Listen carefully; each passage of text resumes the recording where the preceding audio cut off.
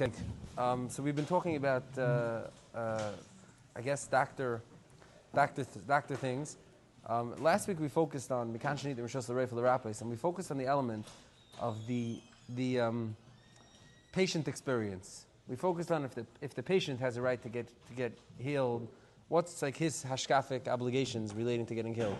But the part that we neglected to talk about, and that really kind of goes like hand in glove, is what's the doctor's responsibility and obligation vis-a-vis the same hashkafic question? Meaning, is the doctor totally free range, do whatever you want, heal whoever you want, however you want, or does he also have to confront this like conundrum that HaKadosh Baruch Hu made the person sick, and why are you healing him? So there's a few different angles that I want to go down here today. I'm not exactly sure how to start, so we're gonna figure it out together. I have a sefer over here, an encyclopedia on medical issues in halacha, from Rabbi Dr. Professor Avram Steinberg. He's a big Talmid Chacham. He's part of this, like, there's a group in Eretz Yisrael of these very high-ranking medical doctors. I think in Eretz Yisrael they call them professors, who are big Talmid Chachamim also. The Mechaber of Nishmas Avram, Rabbi Dr. Professor Avram Sefer Abrams, Rabbi Avram Steinberg, Mordechai Halpern. There's a bunch of these different, and he has an encyclopedia for Nyani Refuah, and there's a little entry here that caught my attention that I think we'll base off there. We'll start from there. He says like this: B'tkufas HaTalmud, during the days of the Chachmei HaTalmud, shebehem hayu ishim Rabbonim degulim shahilam yidiyas mevusasis b'refuah.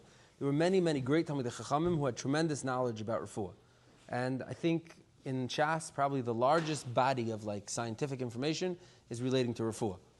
There's so many dozens, hundreds probably of entries in Chazal that have to do with refuah. So he says, B'mei Chazal, there was many Talmidei Chachamim who knew refuah. Ach rak ma'ata mehem shimshu b'poel kareifim. Only a small handful of them actually served as actual doctors. We'll have to see what that means, and maybe we'll get to that.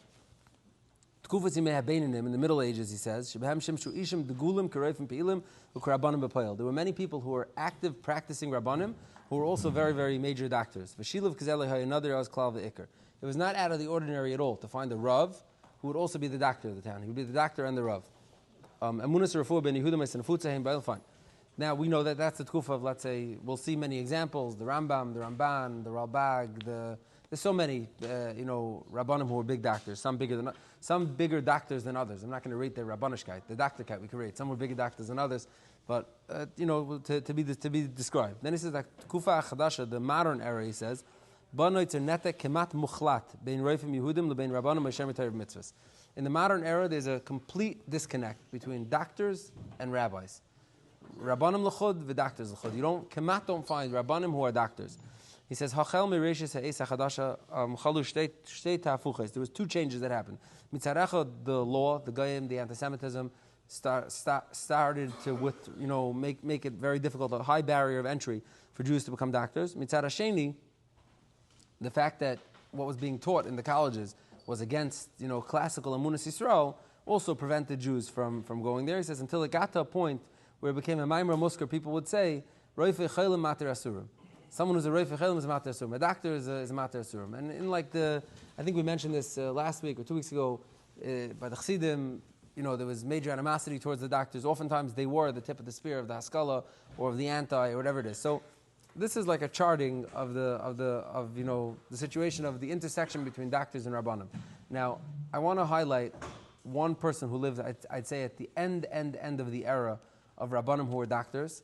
And with that, we'll move on to the topic of, is it a mitzvah b'chlal to be a doctor? Is the limit of refuah an Indian or not? I want to talk about Rabbonim and Pesheschah. The Rebbe Rabbonim was a very outstanding and revolutionary character. He was very different. He was born like in the mid-1800s. You want an exact year? No. He was born in the mid-1800s. And he was a Peilishe. He was actually a Talmud of Reb Mordechai Banet. He was not like many in those days, he wasn't a chassid from birth. He was a Talmud of Reb Mordechai Banet, who, interestingly, Reb Mordechai Banet himself was a big scholar of many sciences and philosophy and medicine, etc. He was not a doctor, but he was a scholar. He was also a tremendous Talmid Chacham. He was mitkatev with Chacham Sefer and others, Kaidua. Anyhow, he's a Talmud of Reb Mordechai Banet. Eventually, he gets married, and after his chasana, he becomes a chassid. He gets close to the chayzeh.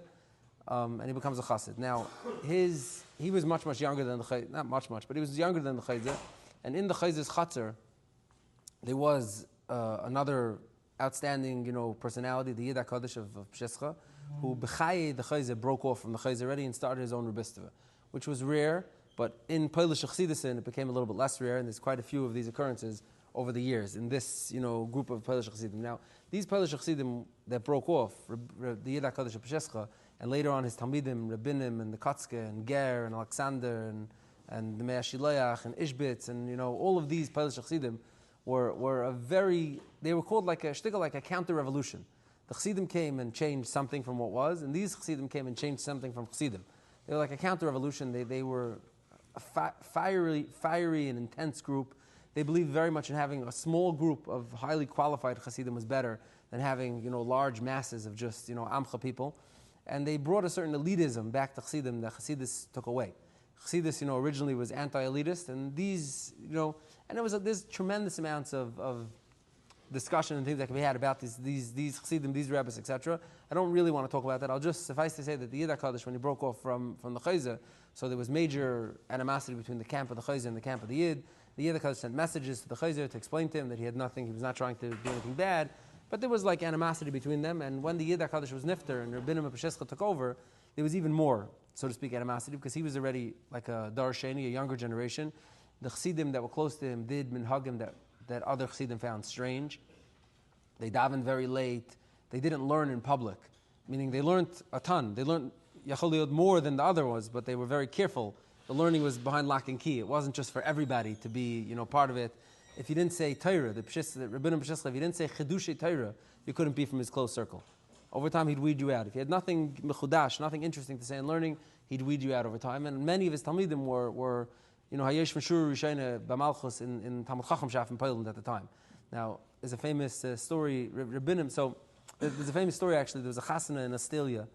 There's books have been written about this chasana, but in the Chassidish Welt there are a few chasanas that are so consequential that like whole svarim or books, monographs have been written about these weddings.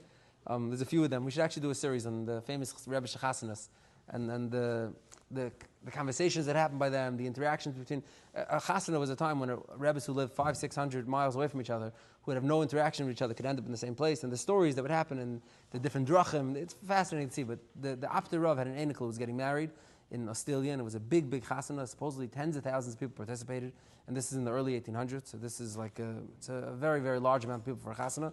And some chassidim petitioned the After Rav that, hey, this is going to be a time of a kinus l'tzadikim, there's going to be so many tzadikim here, it's a good time to put Rabbonim Peshescha on trial, and let's go through his, who he is and what he is, and maybe put him in chayr, maybe ban him from being a rebbe. And by this chasana, Rabbonim himself wanted to go defend himself, and his lawyers advised him, never be your own lawyer, which is still advice today, don't be your own lawyer, and instead, he sent 5 of his Greisei Talmidim to speak for him at the chasana in Astelia, and of the Chiddushei Rim was from the younger ones. He wasn't the Reish Medabrim, but he was the one who made the biggest impression on the After Rav. And there's much like ink spilled about this. The After Rav sat him down at a Suda, and he asked. He started off. He said, "The first thing I have to ask you, here's a big kasha. It's been bothering me for a long time. Anybody who could answer it, we'll talk." And he sits down. He asks the kasha, and the Chiddushei Rim was at the table, and obviously the Chiddushei Rim was. Kol Razle. Honestly, the Chiddushei Rim was a legendary Talmud Chacham, and with ease, the Chiddushei Rim dove right into whatever it was that the After Rav was talking about, with Ishtakut, with Chidushim, with Torah, with everything. And the After Rav was so impressed by the Chiddushei Rim that like dulled the whole campaign. And then every time over the rest of the Chasana, over the Shabbos, when people tried to, be Ma'ir and Ma'arer on Rabbonim, the After Rav would say, but Talmidim like this, and you think Talmidim like this, and they couldn't shake him, and eventually the After Rav gave like his haskama to Rabbonim, and that like saved Rabbonim Peshescha. Stam, I don't know if I'm supposed to say this story publicly. It's a funny story. It's a funny story. My father was what did he say? I don't know. My father was a Rebbe in Yeshiva Dar Chaim, where now he's the Yeshiva there. He was a Rebbe there for years and years, and his position was he would do the I guess he called it the smicha shir. He would give shiurim on Archaim and Yeridei. It was for the Koil Ingalite, and they'd learn, the regular smicha syllabus, Archaim and Yeridei, and he'd give shiurim on it. Now, my father did not have smicha himself, but they were learning the mitzvahs, and they must have been 10 or 15 years into it. And my father had just gotten, I think, his first position as a Rav, and the Kehillah wanted him to have smicha. And my family is very close to the Steinberg. That was our Rosh Yeshiva. And when Steinberg came to the Chaim to visit, my father asked him after his visiting shir, he said, Rebbe, maybe you could give me smicha. I just got a seller and I need smicha. And he says, Reb Moshe, I'm tired. You know how long I have to hire you for hours to give you smicha. I can't give you smicha. How could I do that now? I could give you a hamlatza, but I can't give you smicha now, on al regel achas. And he says, punkt. My father said they were sitting in the office and a guy poked his head in like a pushy guy. He pokes his head and he says, I could ask the Rosh Yeshiva a question? And Reb Shimon says, yeah. And he asks him a kasha, it's a shaila in Shabbos. And Reb Shimon gives him an answer. And he asks him, but Taisvis says, and he gives him another answer, but the Prima Gadim, but it depends if you learn it like the Levush Yisrael, or you learn it like back and forth. The guy wouldn't let him go. And at the end of the conversation, he said, and what's your name? He tells his name. He says, and who do you learn by? He says, this is my Rebbe. I learned by Reb Moshe for 7 years already. I'm learning by him. So Steinberg said, okay, fine, I'll give you smicha. And he gave him smicha, just based on that. He said, fine, I'll give you smicha. So it's a little bit like the Chiddushei Rim being mamlitz for his Rebbe Rabbonim. In any case, as an aside, in any case, this is not even the part of Rabbonim that I want to talk about. The Rabbonim of Shischa was an exceptional character in a different way also. He dressed classy. They used to call him the Daiche. He dressed in a short suit. He had an up-to-date haircut, whatever that means, a modern haircut of the day. He spoke multiple languages. He didn't look like a chassid, let alone a rebbe. He looked like a businessman, and in actuality, he was. He was hired by the Berenson family, which was a wealthy European family at the time, who was so impressed by their kishrin.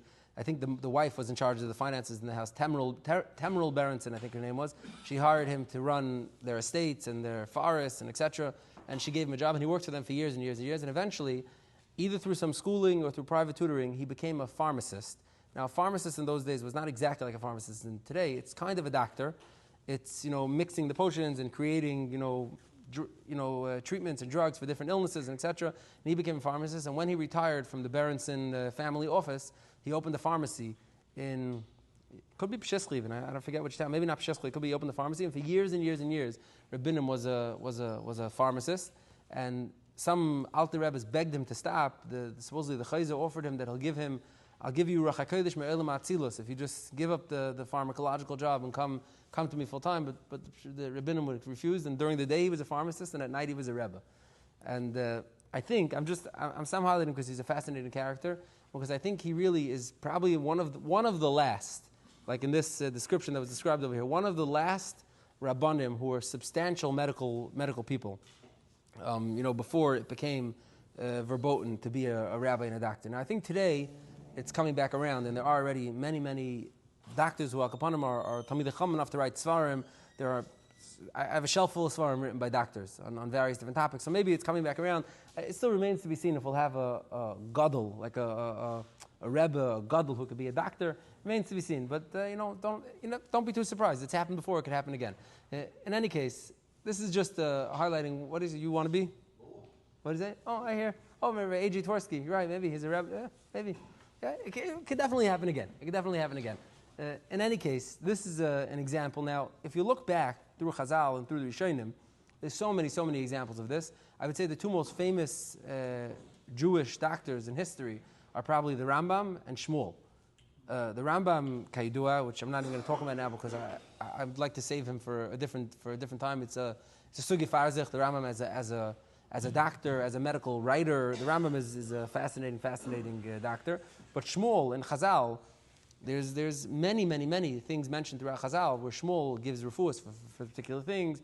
Shmuel healed this one, Shmuel healed that one. Rav was a doctor, and many other Rishonim and Amoraim were also doctors, and it needs to be discussed, each one of them in their own sugi. But let me just talk about now the inyan of becoming a doctor b'chlal. If it's a mitzvah, if it's not a mitzvah, and how it intersects with the hashkafa question of the healing when HaKadosh Baruch Hu made a person sick. So I want to start with this. We said the Gemara in Brachas, V'rapi, the Gemara B'Matzi, the Gemara in Brachas, V'rapi, Mekanhin, Rishos L'Reif L'Rapis. And we spoke that it seems like it's a Rishos, and we spoke about the Ramban and the Rambam, and etc. But we spoke about it all from the patient's perspective. Now let's talk about it from the doctor's perspective a little bit. So this is a Medrash. It's a Medrash it's a Medrash Shechatayv in Shmuel. A Medrash Shechatayv that says as follows. It says, Maisa b'Rabbi Shmuel v'Rabbi Akiva she'im mahalchin b'chutzes Yerushalayim. Rabbi Shmuel and Rabbi Akiva were walking b'chutz Yerushalayim. Now I don't know if this is, it could be right after the Churban, right before, it's that era, right around the Churban time. They're walking b'chutz Yerushalayim. There was another person with them. Paga behem adam chayla. An ill person bumped into them. Amrullah, he told them, Rabbi Say, by ma'as rape, how should I become healed? Amrullah, they told him, it doesn't tell us who the Baal HaMemer is. It's Rabbi Shmuel and Rabbi Akiva together. Amrullah, they told him, kach v'kach ad shetisrape. Take so and so, such and such, until you become healed. Amrulahem. So this third party who was with him, it doesn't say who it is, but Mistama, if he had the guts to speak up after Rabbi Shmuel and Rabbi Akiva just passing something, Mistama, he wasn't a Katlikanya, I don't know who he was, but Mistama, he wasn't a Katlikanya. He says, Mi hika oise b'chayli. Who's the one who made this person sick? Amrullah HaKadosh Baruch Hu, obviously, the Eibishter. Amrulahem v'atam chachamim mechnastem atzlachem b'dav she'en shalchem. Who hika v'atam merapim? So you butt into something that's not your business. Hashem made them sick and you're healing them? Amrullah ma malachtecha. Vice says they didn't know this person. So I said, what do you do for a living? They asked this tag along. Amrullah, he says, Ovid adamani, I'm a farmer. V'harei hamagal biyadi. Don't you see? I'm holding my scythe, my sickle in my hand. This is my tools. I'm holding it right here. Amrullah mi baras adama. Who created the land? Mi baras hakerem. Who created the vineyard? Amrullah HaKadosh Baruch Hu. Amrullah atam machnas atzmcha b'davar she'en shalcha. You're mixing yourself in something that's not your business. Who bara oisei ata oichel perish shaloi? HaKadosh Baruch Hu created the farm, the field, and you're eating his fruit. Amrullah yatam roim hamagal biyadi. El ani yotze v'charshay u'mechaseu mezablu menachsha lehelam uma. He says, you don't see my tools in my hand. If I don't go and I plant it and I plow it and I seed it and I tend to it and I water it and I prune it, nothing grows. I grew it. HaKadosh Baruch didn't grow this. I grew it. Amrullah shaytish ba'olam. Imlachdach alei shemata mashakasav enish kechatzir yamav kashem she'etz imeini nizbel v'nechar she'eni oilev im ya'alav v'lei shasa mayim v'lei nizbel eni chayvu meis kacha gofu eitz hazevelu asam ish adamu ha'roife. Says you missed the thread. You lost the thread. A human is just like a field. It needs intervention, interjection. HaKadosh Baruch Hu built the world in such a way that it needs to be taken care of and dealt with, and that's how HaKadosh Baruch Hu built the world. So from this medrash, and Stam, it's this medrash, it sounds like that engaging in refuah it doesn't say it's a mitzvah, but it's a necessary part of the way the world works. Similarly, the Zohar HaKadosh in Parshas Azinu says as follows. It says, if you would say that since HaKadosh Baruch Hu made a person sick, maybe you shouldn't help him get better, the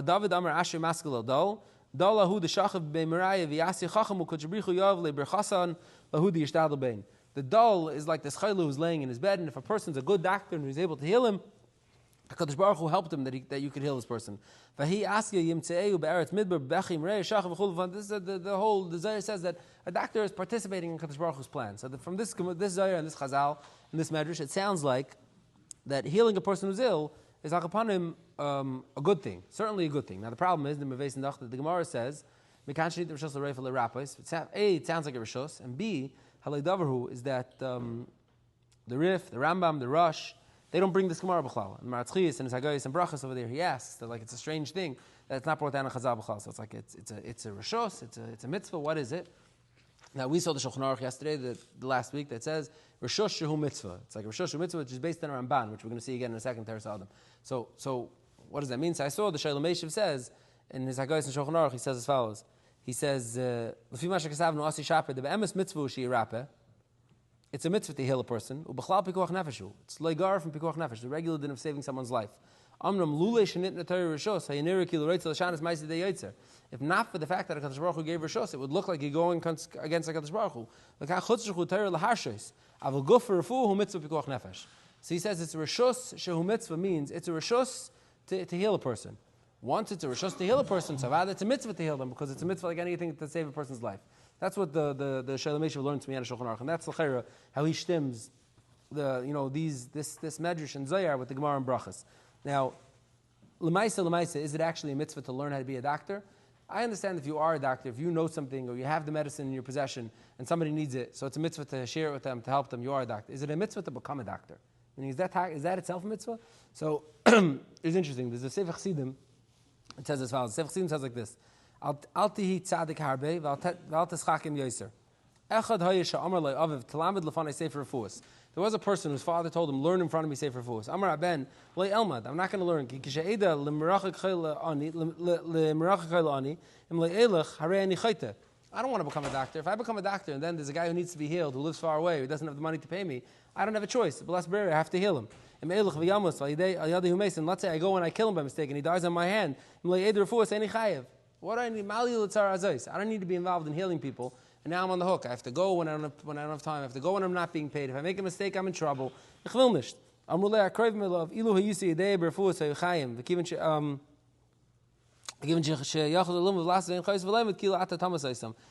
would know it and you'd be able to help them, you'd be able to help them. If you don't learn it, it's as if you're killing them now. So the Sefer Chassidim sounds like that a person who has the, wherewithal, the ability to learn how to be a healer, has an obligation to heal, and if he doesn't, it's as if he's killing them. Lamaisa, Rabbi Yaakov Emden, in the Tshuva and Shelas Yavit and Chelik Aleph and Tshuva Mem Aleph, he says as follows. He says that, it's a long piece a little bit, but he says from all the Chachmas HaTeva, the most valuable Chachma to have is to learn medicine. It's able to help people to do a lot of things. He says, L'chein me'aroi, l'troyach hachareo, k'mei she'yadanu b'yichud m'shnei gedei l'yel manshei chamudis, b'tayr b'hiroi yisaydasam, hainu harav Rambam v'Ramban zal, sheyatzalam shem b'goyim b'chachmasam. Two phenomenal doctors who were considered, on the highest level of doctorship, even in the Goyish world with the Rambam and the Ramban. And Mela, a person should be matriach himself to learn some sort of chachma related to this so that he can be a doctor. There's a lesson. Sam, I like to point this out. Today, there's all sorts of, Rebbes, Rabbonim, who have some kind of medical knowledge, and they help people, they guide people, like to a refuah or whatever. And I think that in our mind's eye, we perceive the Rambam and the Ramban to be something similar to that. Zakin Yeshiv Yeshiva, but also had some ksharim with a doctor or whatever. I think we don't realize that the Rambam was the head of cardiology in Colombia. He was a doctor, the Rambam was, that's what the Yavit's saying over there. The Yavit's saying they were doctors muflagim bein umas. They weren't. It's not maktin at all who the Rambam was, and we'll talk about the Rambam on his own in the Rambam. But meaning the way the Yavit's describing him, he was the head of a department, and obviously the Sultan of Egypt, who was a very advanced world power at the time, didn't seek out and have the Rambam transplanted from where he was living to move to Egypt and become on staff and become the Surgeon General of Egypt if he wasn't a highly, highly qualified doctor. I don't want to talk, but when we'll read the Rambam's Zigeris writing about his daily schedule once he was a doctor, you'll see that he came out, didn't have time to learn. He didn't have time to eat. Rambam was running a hospital. It wasn't like he was running really a surgeon general, like a surgeon general. So Sam, I think Yaakov Emden is really saying it, but just to put it into modern terms, he was the head of a department. He wasn't like, B'chalef, and Yaakov Emden says it's a mitzvah, and interestingly enough, the Rashba, in a famous tshuva about learning philosophy, where the Rashba comes down hard on learning philosophy and says that people who are in a certain age and certain stature, don't have certain prerequisites, shouldn't learn philosophy, he makes a carve out for learning medicine and says medicine is yes, okay.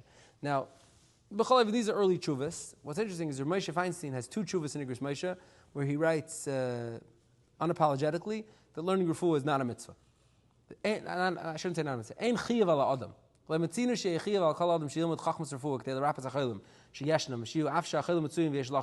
find anywhere in Chazal there's a chiyuv to learn to become a doctor so you can heal the people who are going to be sick. If you happen to be a doctor and people are sick, you don't find anywhere. And Ramesh reiterates this in a second tshuva. It's in Yerdei Chelik Beis and Yerdei Chelik Gimel. Two times Ramesh has a tshuva about this where he says it's not a chiyuv. And Rav Shem Zalman, in the letter that he wrote to the Mechaber of this Sefer Nishmas Avram, who is himself a doctor, Rav Shem Zalman writes as follows. It seems he sent Rav Shem Zalman to edit over like an earlier version of it where he wrote that it's like a mitzvah or an Indian to become a doctor. Rav Shem Zalman wrote him as follows. He says, She'ikar achiv shel Yehudi hu lilmod Torah. The main chiv of a Jew is to learn Torah. V'sheheterim hamuvam le'el him rak avor mi she'eni yachal or eini mesugal lekayim she'terasi yom nasei. It's for someone who is either unable or not mesugal to be able to learn Torah the whole day. V'utzarach lomid miktzaya.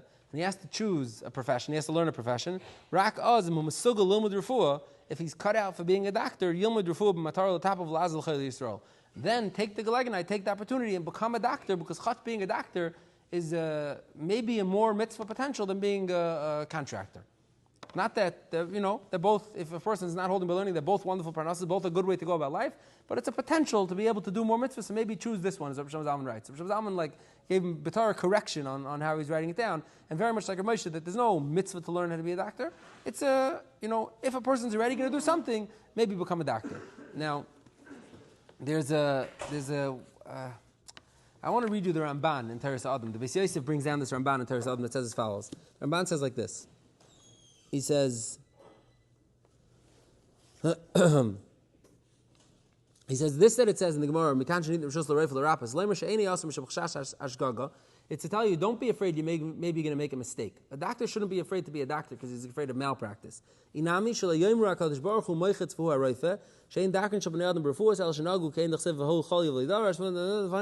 Ramban says that the reason why it says is because there's reasons why a person would think that he should just stay away from it. Like the Sefer Chassidim says, it's too dangerous. You're going to make mistakes. It's going to have these hashkafa problems. Just stay away from it. To which the Ramban says, you don't have to make these hashkafa calculations, and you're allowed to become a doctor. So the way the Ramban says it, there's no chiyuv to become a doctor, but if one could, I'll read you what the Torah takes out of it. The Torah says like this: V'hushi zar ma'id ma'id.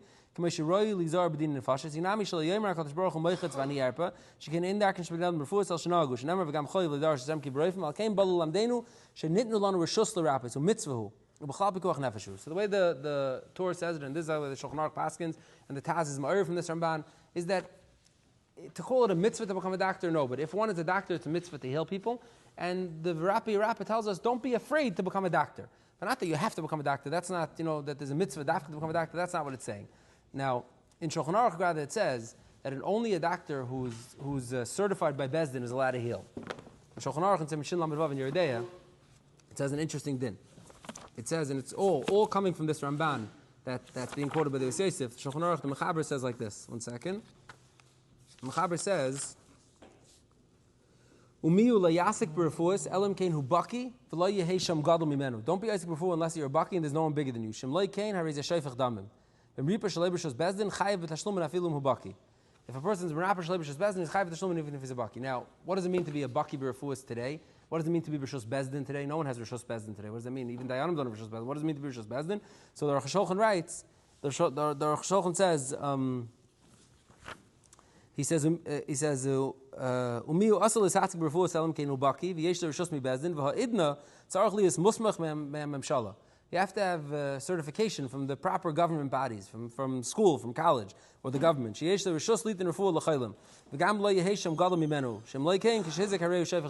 Eliezer updates this in modern Eretz Yisrael and Chelek Hey. Tzitz Eliezer says also, we never heard of someone being medactic that a doctor has to take Rishos from Bezdin. This whole thing of Rishos Bezdin is batal.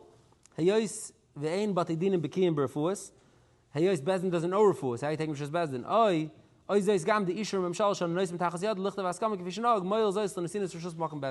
Or maybe the medical bodies or the government authorities have the same imprimatur as what a Bezdin used to do. They're certifying you and they're making sure that you're qualified, and then you're able to be semachal. So this is the din of becoming a doctor and being a doctor. Now I think I'll close with this. I wanted to get to so many more details. I don't know. Okay, I think I'll close with this. There's a whole group of things called like Tfilas Haroifa or Shvuas Haroifa. There's it's not a Yiddish thing, Dafka. There's many non-Jewish ones. These something called the Hippocratic Oath by Hippocrates, the Greek doctor, the famous Greek doctor. And there's Jewish versions of Shvuas Haroifa. It's a doctor has to make some sort of shvua to do no harm or to be doing only good. And the Rambam has his Tfilas Haroifa. There's different ones. If you've been from doctor's office, you've probably seen one of these hanging on the wall one way or another. Usually nice calligraphy that can make you not be able to read it. But it's there.